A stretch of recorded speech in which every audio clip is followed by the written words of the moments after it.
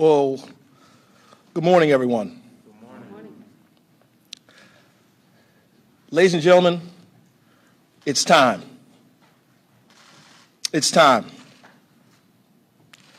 It's time to put an end to the lost cause and fully embrace the righteous cause. It's time to replace the racist symbols of oppression and inequality, symbols that have literally dominated our landscape, with symbols that represent and summon the best in all of us, in all of our people, ones that reflect the diverse, inclusive, and equitable city we are today, and we continue to strive to be. It's time to heal, ladies and gentlemen. Richmond is no longer the capital of the Confederacy.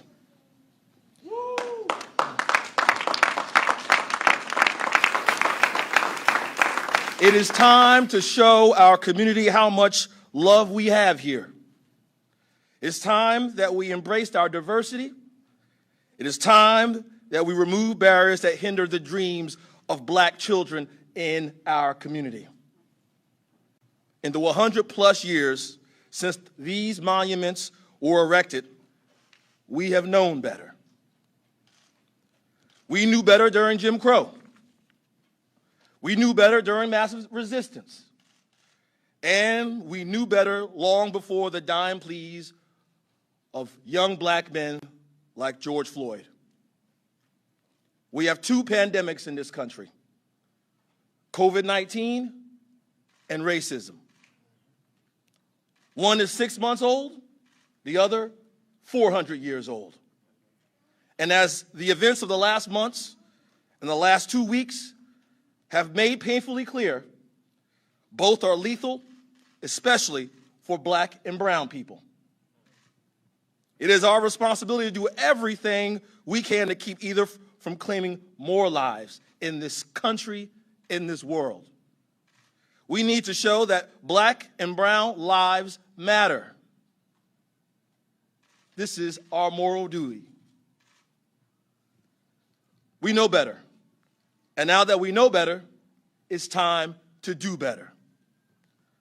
The decision announced by the governor today and the ordinance I will propose to our city council to remove all of our city-controlled monuments on Monument Avenue signal a new day for our city and for our Commonwealth. And as a 39-year-old Black man, the grandson of a housekeeper maid, and the son of a janitor, I couldn't be more proud of the decision we have made. I thank you, Governor, for your leadership. And also I want to thank all the Richmonders and Virginians, young and old, who have come out over the last week to peacefully protest injustice and add their voices to promote reconciliation, equality, healing, change, and atonement for the past. The great writer James Baldwin said, "History is not the past, it's the present." We carry our history with us. We are our history. This is our chance to write a new chapter in our history, our present history, and to carry the story of a diverse and loving city and Commonwealth forward with us. With that, I'd like to introduce the Governor of the Commonwealth of Virginia, Governor Ralph Northam.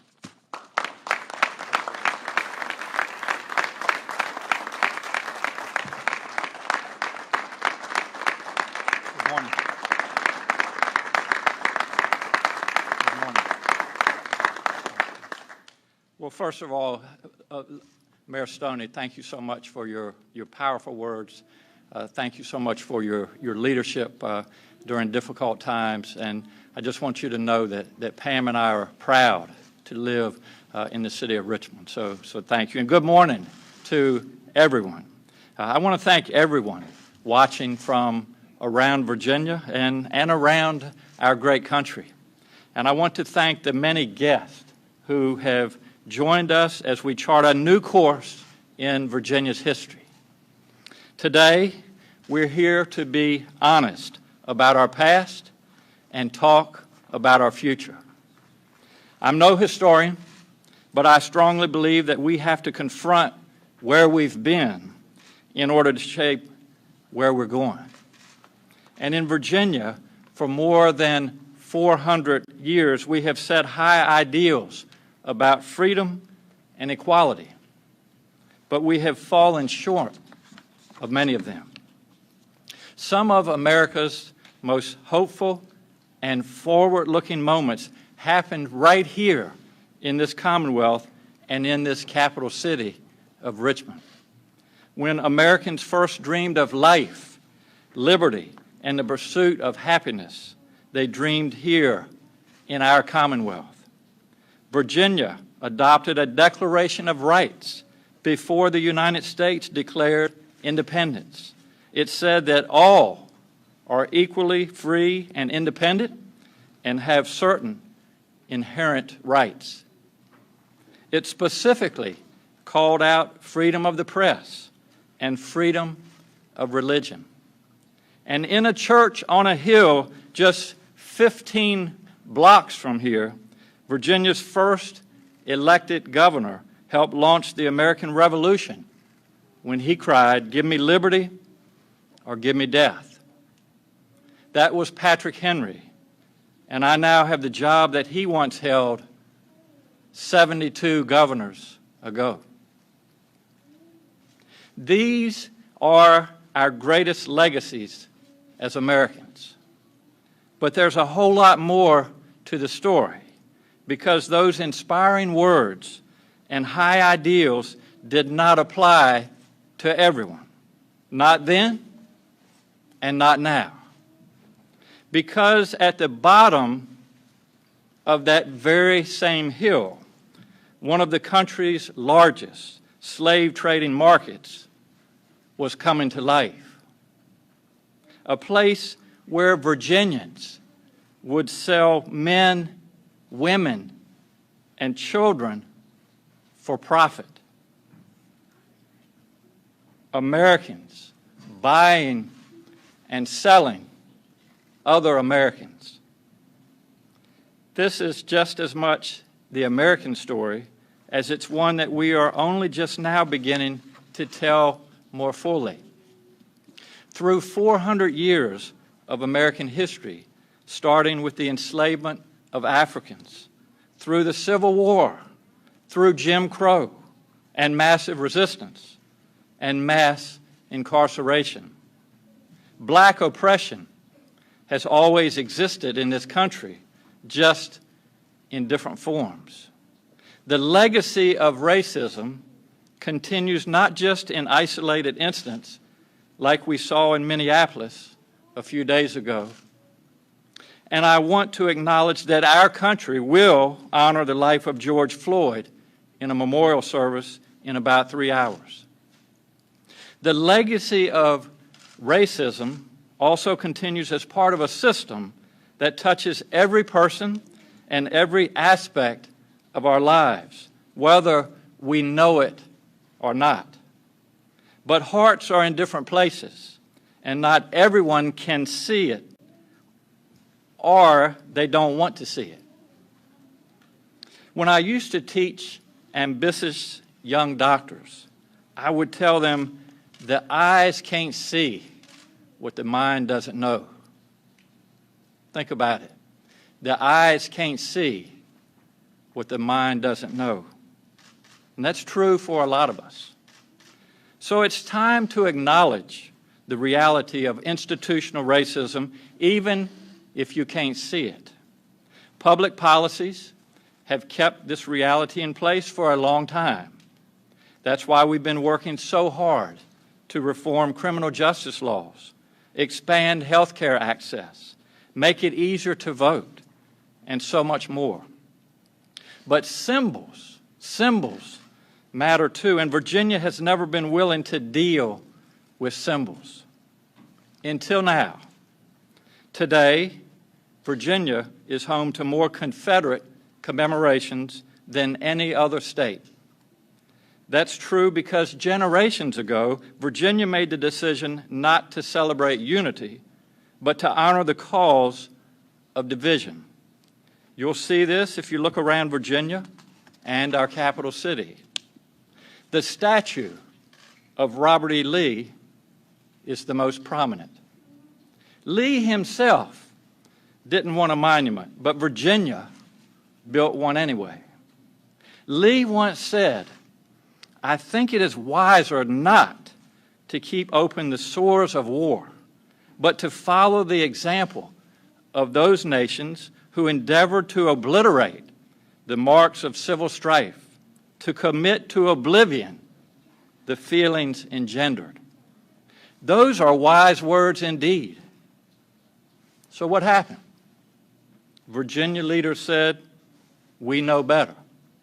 Instead of choosing to heal the wounds of the American Civil War, they chose to keep them on display right here in Richmond. They launched a new campaign to undo the results of the Civil War by other means. They needed a symbol to shore up the cause. And it's quite a symbol. The Lee statue was built in France, and when it arrived by boat on the James River docks, it took 10,000 citizens, 10,000, and a whole lot of rope to haul 3 large crates out into the tobacco field where it would be installed. Some business people put it out in the field so they could eventually build a housing development around it and make money, and it worked. This happened in May of 1890, 20 years after Lee died and a generation after the Civil War ended. 150,000 people came out when the statue was unveiled. But from the beginning, there was no secret about what the statue meant. Almost every one of those 150,000 people waved Confederate flags that day. John Mitchell was the editor of the black newspaper, the Richmond Planet, at the time. He wrote, "The emblem of the Union had been left behind. A glorification of the lost cause was everywhere." It was a big day, and more big days followed throughout the Old South. And as the statues went up, so did lots of new laws. It was all part of the same campaign. Here's just one example. New laws limited the right to vote. In the years after the Civil War, more than 100,000 African American men were registered to vote in Virginia. But once this campaign took off, that number plummeted by 90% to barely 10,000. And that worked too, because the people who wrote these laws knew what they were doing. They wrote other new laws to say that once a statue goes up, it can never come down. They wanted the statues to remain forever. They needed the statues to stay forever because they helped keep the system in place. And that also worked. Those laws ruled for more than a century. But voting matters, and elections matter, and laws can be changed. And this year, with the help of the General Assembly, we changed them. This year I proposed legislation to let cities and counties decide what to do with monuments in their communities. Take them down,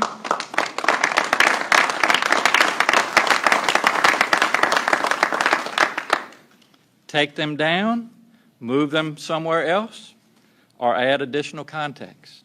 That law takes effect in 4 weeks, and then local communities will decide. I know Richmond is going to do the right thing. But the Lee statue is unique. It's different from every other statue in Virginia, both in size and in legal status. You see, the state owns it, unlike most other statues. That was another part of the plan, to keep it up forever. It sits on a 100-foot circle of land, a state-owned island, surrounded by the city of Richmond. The whole thing is 6 stories tall. It towers over homes, businesses, and everyone who lives in Virginia, from elegant Monument Avenue to the public housing neighborhood of Gilpin Court. The statue itself weighs 12 tons, and it sits atop a large pedestal. Now, a pedestal is a place of honor. We put things on pedestals when we want people to look up. Think about the message that this sends to people coming from around the world to visit the capital city of one of the largest states in our country, or to young children. What do you say when a 6-year-old African-American little girl looks you in the eye and says, "What does this big statue mean? Why is it here?" When a young child looks up and sees something that big and prominent, she knows that it must be important. And when it's the biggest thing around, it sends a clear message. This is what we value the most. But that's just not true anymore. You see, in Virginia, we no longer preach a false version of history, one that pretends the Civil War was about state rights and not the evils of slavery. No one believes that any longer. And in 2020, we can no longer honor a system that was based on the buying and selling of enslaved people, not in 2020. So I want us all to tell that little girl the truth. Yes, that statue has been there for a long time, but it was wrong then, and it is wrong now. So we're taking it down. Now, I know some will protest. Some will say Lee was an honorable man. I know many people will be angry. But my friends, I believe in a Virginia that studies its past in an honest way. I believe that when we learn more, we can do more. And I believe that when we learn more, when we take that honest look at our past, we must do more than just talk about the future. We must take action. So I am directing the Department of General Services to remove the statue of Robert E. Lee as soon as possible.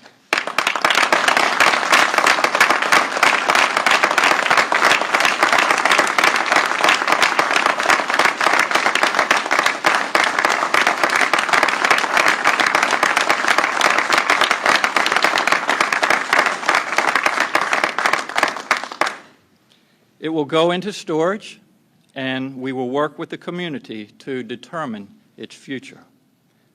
Before we turn to the next speakers, I want to acknowledge all the elected officials, scholars, members of our advisory boards, and other guests who are here today.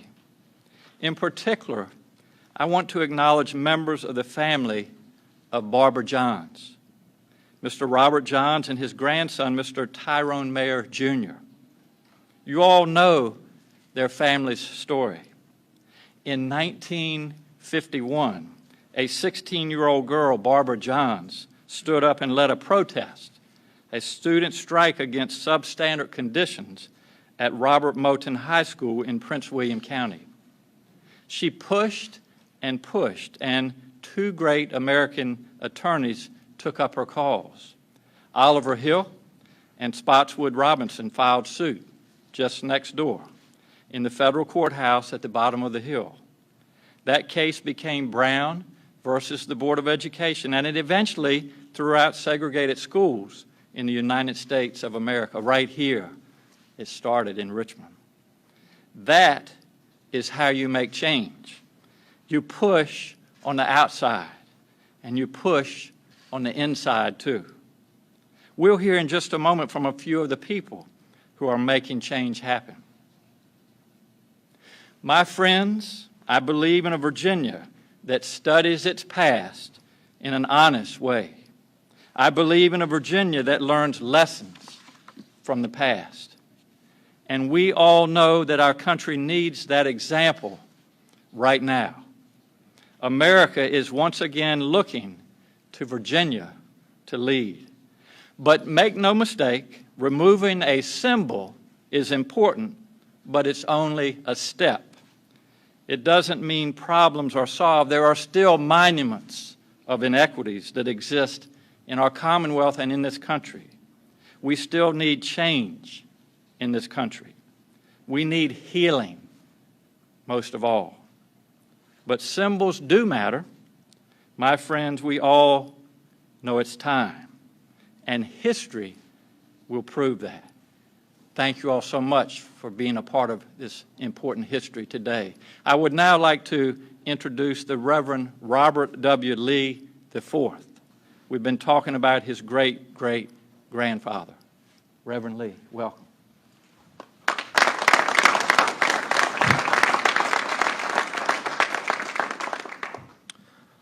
My uncle, Robert E. Lee, so many greats removed, of course, has a storied history in the Commonwealth of Virginia, but today the world is watching.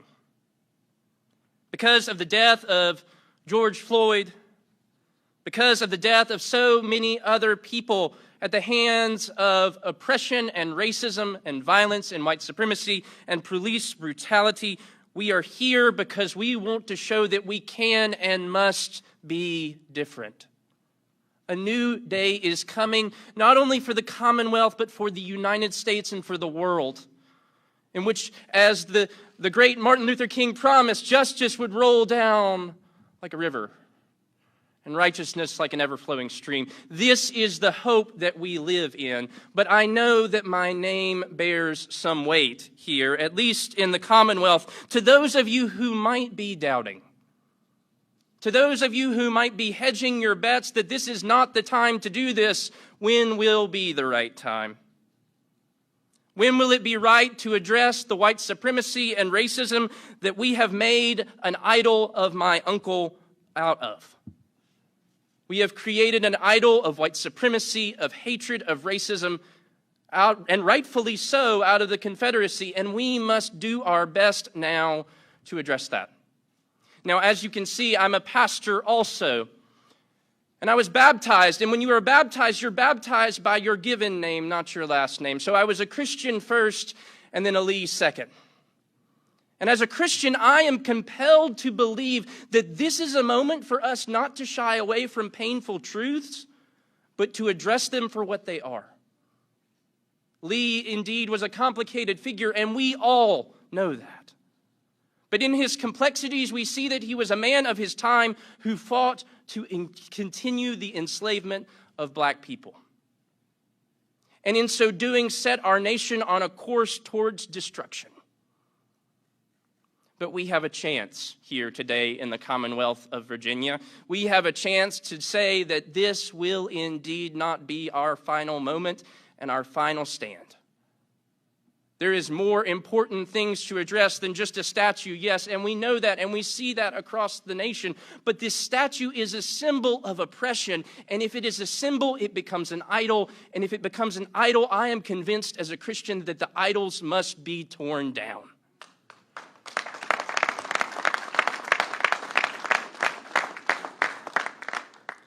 Governor Northam, Lieutenant Governor Fairfax, and all the elected officials, I know that this is just a moment.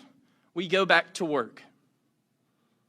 But in our going back to work, we go back renewed, knowing that this is the start of a new moment, a new cause. The lost cause is dead, a new cause is upon us.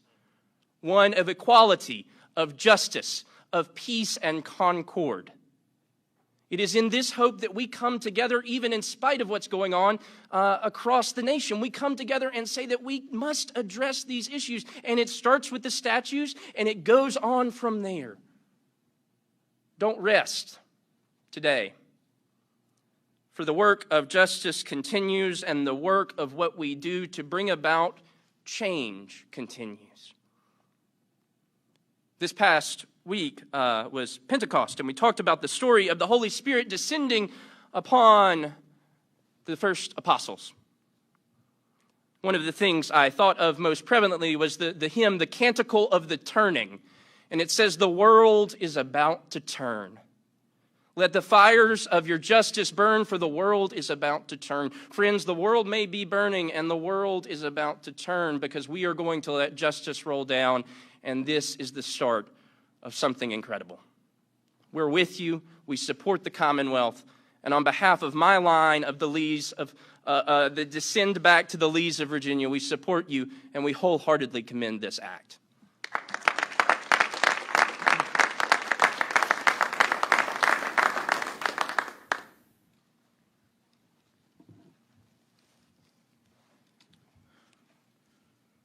First of all, I would like to thank Governor Northam for having me follow a pastor in my presentation. My name is Robert Johns, and I'm here today with my grandson, Tyrone Mayer, Jr. We're here representing the family of Barbara Johns. My sister and my brothers and I are so pleased to learn of the removal of the statue of Robert E. Lee. It is a symbol of hate, bigotry, and division. We are now walking into a new era of acceptance, respect, and inclusion. It is young people, a new generation that are leading us. And I'm so proud of my daughter, Shawn Nance, and her children, including Tyrone here, get to see this, and all my nieces and nephews as well. Thank you, Governor Northam and the administration for the work that you're doing, for keeping your word, and though we have so much more work to do, this is a great start. Thank you, Dr. Janice Underwood, for you and your staff for the work that you're doing.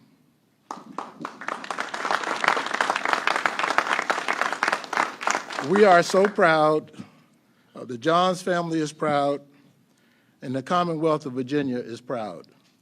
And I'd like to add one more thing.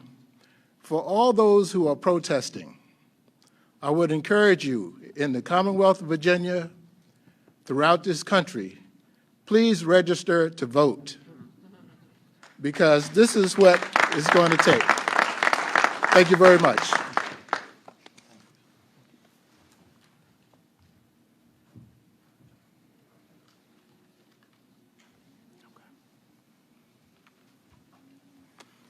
Morning, everyone. It is indeed an honor to be here with you all today at this defining moment in history. I would like to thank Governor Northam for his courageous leadership at a time when our country needs to be brought together and also be brought forward out of a dark past. I think it speaks volumes that you would stand up right now with one voice and with clarity to say that we need to be very different as a Commonwealth and as a country than what we have been. In 2020, this is the first year of the next 400 years in Virginia and in America. And we now get to determine who we are going to be as a people, as a Commonwealth, and as a country, whether or not we will be shackled by our history, whether or not we will continue to exclude people, to treat them unequally, to take people outside of the scope of the promise of this nation and its founding documents. And today in Virginia, I believe we are making a down payment on a new promise to the people of Virginia and of America. Because as the governor mentioned, we have many more Confederate monuments than just the statues that exist here in the city of Richmond and around the Commonwealth of Virginia. Those Confederate monuments include substandard schools that kids are going to, that are dilapidated, that are shrines to an ideology of inferiority of black and brown children. Those Confederate monuments include a broken healthcare system where African Americans and minorities have worse health outcomes. Those Confederate monuments include substandard housing and eviction rates that are incredibly high, destabilizing families and communities. They include a broken criminal justice system where African Americans are overrepresented by 3 and 3.5 times in our prison population. And so today, as we make that down payment, it's with the recognition that Governor Northam eloquently stated that there is so much more work to be done. And I'm grateful to all the tremendous leaders who have come out here today, who have stood up with moral courage, who have been voices for so many years for change. And today that change is upon us because of the work that so many have done. I see Pastor Wesley in his prophetic voice, and I want to thank him for his extraordinary leadership over many years in calling us to the better angels of our nature. I want to thank my friend Reverend Robert W Lee IV, who joined me last year in protesting the honoring of Robert E. Lee and Stonewall Jackson in the Senate of Virginia. And I'm proud that with the governor's leadership and our General Assembly working together, we have eliminated Lee Jackson Day here in the Commonwealth of Virginia for the first time in 131 years because of that leadership. So thank you, Governor. And we no longer in the Senate of Virginia honor Robert E. Lee or Stonewall Jackson and adjourn in their memory. But this is the culmination of the work of so many people over so long a period of time. And last year in Virginia, in 2019, we commemorated 400 years since the first meeting of the General Assembly of Virginia in Jamestown in 1619. But we also commemorated 400 years since the first enslaved Africans were forced to land right here in Virginia, Fort Monroe, Hampton, Point Comfort. And those have been the dual strands of darkness and light that have run through the veins of the Commonwealth of Virginia and through our nation for 4 centuries.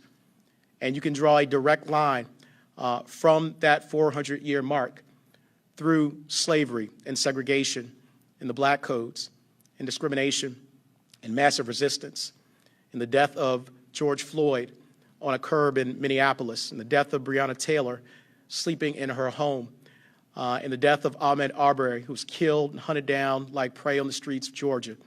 You can draw a direct line from that point to everything that we're experiencing today. But the good news is that we can be different in this first year of the next 400 years. We can take this country and our Commonwealth on a different course. And I think that's what today is all about. And so this is something that impacts every single one of us, regardless of your color, creed, faith, nationality, or origin. We're witnessing a moment in history where we all get to change, to rise, to build people and communities up and not tear people and communities down. And so tomorrow, this is also very personal for me and my family. Tomorrow will mark 222 years to the day that my great-great-great-grandfather, Simon Fairfax, was freed from slavery on June the 5th, 1798 in Fairfax County, Virginia, freed by the 9th Lord Fairfax. And so this is something that impacts every single one of us. But I am proud that my 9-year-old daughter and 10-year-old son will not have to grow up in a Virginia and in a world that does not value them, that their lives will be put on a pedestal, that their lives will matter, and that the lives of every black and brown person in Virginia and in America will matter and will have hope and will have opportunity for change. So thank you, Virginia, for standing up at this moment in history. Thank you, Governor, for your tremendous leadership. And America has its best days ahead of us because of what we are doing right now. So God bless you all, and thank you very much.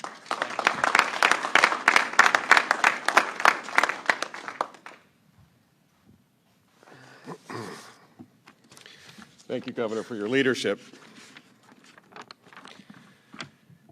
These past few days have been hard, and they have been painful. They have forced white Americans to confront the safety and privilege that our skin color affords us, a feeling that black Americans have not had the luxury of knowing. The weight of fear and pain that our society places on the shoulders of black Americans is immoral and unsustainable. In conversations I've had over the past week, I've heard so many times words like tired and exhausted. No one should have to live in the fear that they, their children, or their loved ones could be killed if they do something as simple as go for a walk or run an errand. I can't personally know the weight of that fear, but I recognize it, and I'm listening. We must dismantle the systemic racism that permeates our communities and build a country that is fair and just and safe for all people. And that includes removing the painful reminders of a racist past that stain our Commonwealth. These grandiose monuments memorializing a racist insurrection do not belong in our public spaces. They do not deserve to stand as a representation of our Commonwealth and our people. The way we tell our history as a people profoundly influences the way that each of us view our role within our society. When people are constantly surrounded by symbols of white supremacy and hate, it introduces and reinforces the false and poisonous notion that there is a hierarchy of races. How do you possibly explain these statues to a black child? What do you tell them about why it's there? You can't. It's indefensible. And how do you tell a black man or a black woman that they're going to get a fair and impartial trial when the entrance to the courthouse is literally blocked by a monument to a movement that sought to keep them enslaved? Virginia has hundreds of public Confederate symbols, including statues, monuments, school names, and until recently, a state holiday. These portrayals of the Confederacy and its leaders as grand, heroic figures distort our understanding of history and glorify the oppression and injustice that these men fought a war over. They were raised as part of a deliberate and intentional effort to intimidate and degrade black Virginians and suppress the growing civil rights movement, and now they must come down as part of a deliberate and intentional effort to heal and move forward together. This is an important step because symbols do matter. But taking this monument down will not stop police abuse, close education or health disparities, or erase the systemic racism that permeates every aspect of our country. There is much, much more to do to heal the pain that so many Virginians have been feeling for far too long.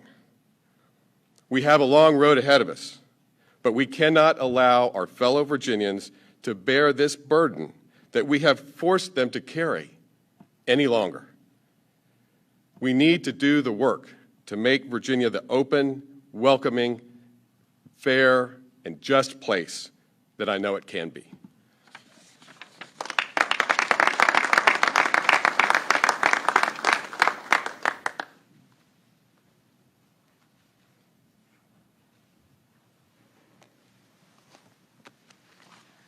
My name is Ziona Bryant.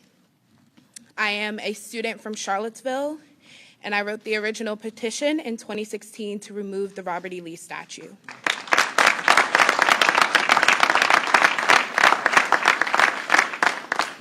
I want to first start by honoring the ancestors and my own personal family because they are the shoulders that I stand on. I want to be clear that there will be no healing or reconciliation until we have equity, until we have fully dismantled the systems that oppress Black and brown people. And the only way that we can move forward is if we center the voices of the people who are the most marginalized. Until we are able to fully come to the table with activists and organizers who have been working day in and day out to organize their communities, we will not be able to move forward for progress.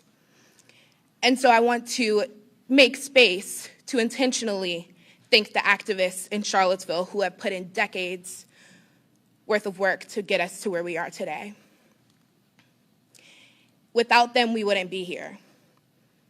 Without a little bit of inconvenience, without a little bit of making people uncomfortable, we wouldn't be here. And so today I want to say it is no longer adequate to walk away from having the tough conversations. It is no longer okay to walk away from racist dialogue because you don't want to cause controversy. Lives are on the line. Our future is on the line. And so until we are all actively working to dismantle those systems, we are complicit. Until we work to amplify the voices of Black women, Black LGBTQ folks, undocumented communities, we are still not doing it right. And so I wanted to keep my remarks brief, but I certainly wanted to end them by saying, Black lives matter. Thank you.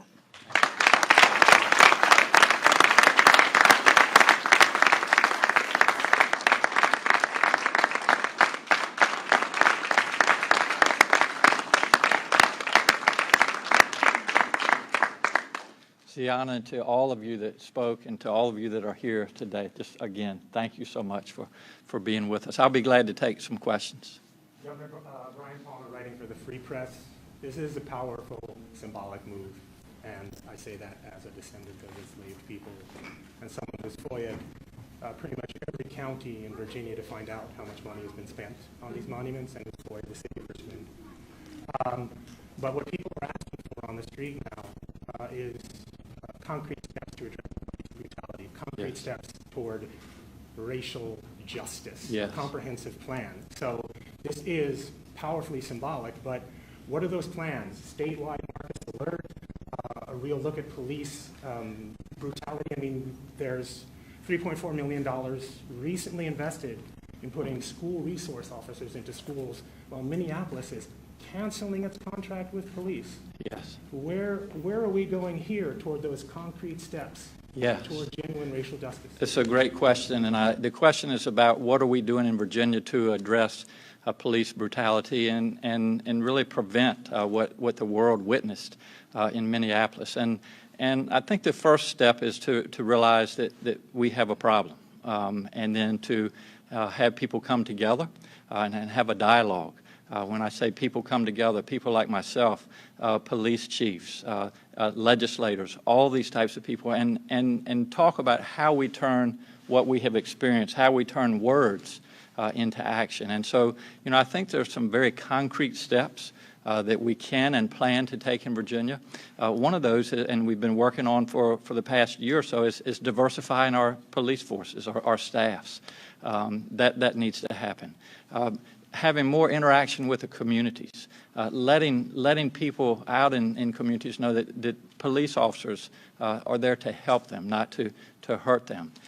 Techniques such as de-escalating, how do we train better for those situations? Body cameras, we've addressed that in Virginia, and we'll continue to work on that. So again, there are a number of things that we have been and will continue to work on in Virginia to really address the police brutality. And I think from a cooperative point of view, and just in discussions I've had, everybody wants to be part of this. We cannot allow, we as a society cannot allow we have witnessed not just in Minneapolis, but in all the other instances as well. So now's the time to bring people together, to take words, but to turn them into action, and that's what we'll continue to do in Virginia. Governor, can you address the timing of this? I mean, you asked about Tuesday. Why now? Alan, the question is why now? And I think it's pretty apparent as we look around this country. There is pain.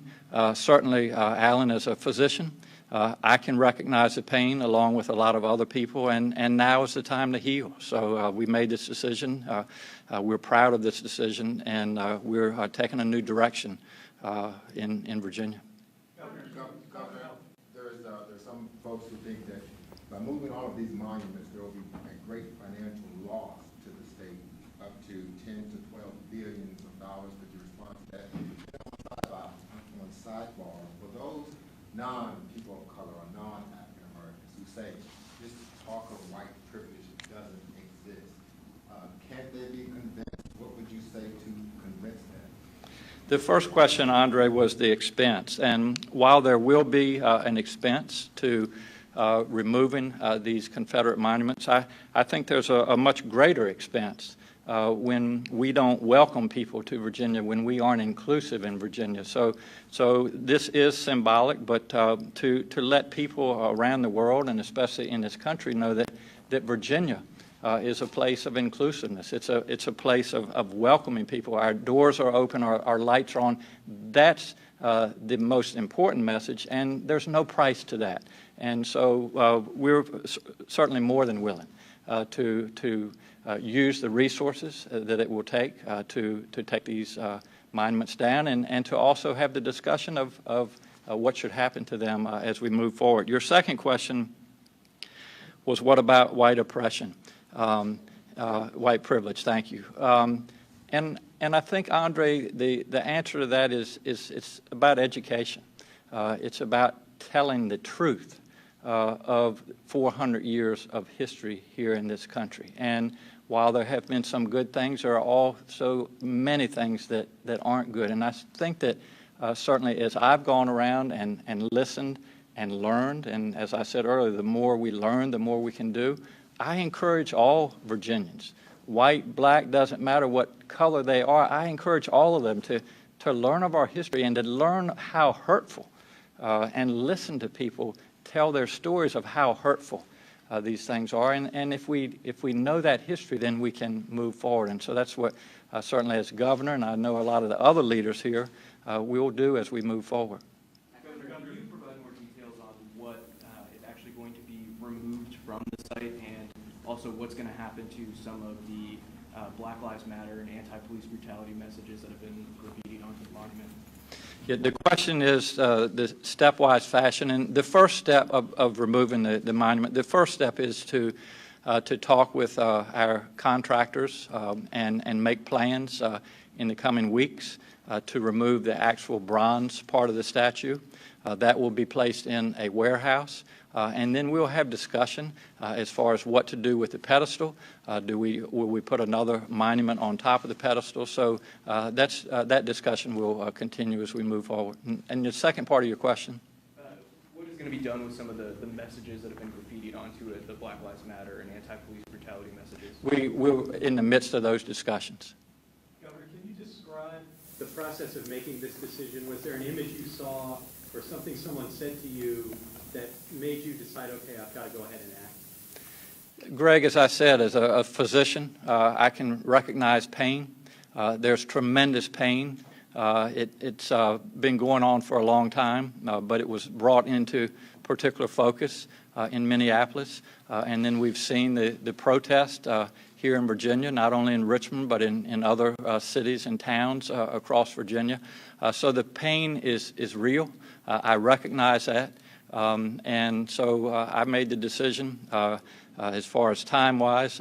This is something we've been working on the legalities of for probably over a year with my lead counsel, but I made the decision Tuesday afternoon just because of what I see. And as I said earlier, it's a time for Virginia, it's time for this country to heal. And when there are symbols of divisiveness, such as these statues are, in order to heal that divisiveness, the statues need to come down. Do you believe that this will act as a charge to other localities, particularly in central and southwest Virginia, that they should be following suit with what's going to happen here in Richmond? Well, I would encourage not only folks from across Virginia, but across this great country of ours, that we have 400 years of history behind us. And as our Lieutenant Governor eloquently said, it's time to chart a new course of history, not only for Virginia, not only for this country. And if one really wants to understand that history, we need to go back and really look at the evolution of black oppression that started with slavery in this country. And I think a lot of people say, well, slavery is behind us, so black oppression is behind us. But then we had Jim Crow era, and then we had massive resistance, and then mass incarceration, and now we have videos and pictures of brutality like we saw in Minneapolis. So black oppression is still with us. And so the more that we can all understand that history, the better we can move forward. I want to thank you all again for being part of this historical day. And as we have said, we have lived in Virginia, we've lived in this country with 400 years of history, and today is an opportunity for us all to chart a new course, and it starts with removing these symbols. It starts with further addressing the monuments of inequity that we have talked about, and it starts with all of us together in a peaceful and a civil way, making sure that this country, this Commonwealth of Virginia, is a place where we welcome people, where our lights are on, our doors are open, where we are inclusive to all people. So thank you all for being part of this today, and we will look forward to seeing you soon. Thank you.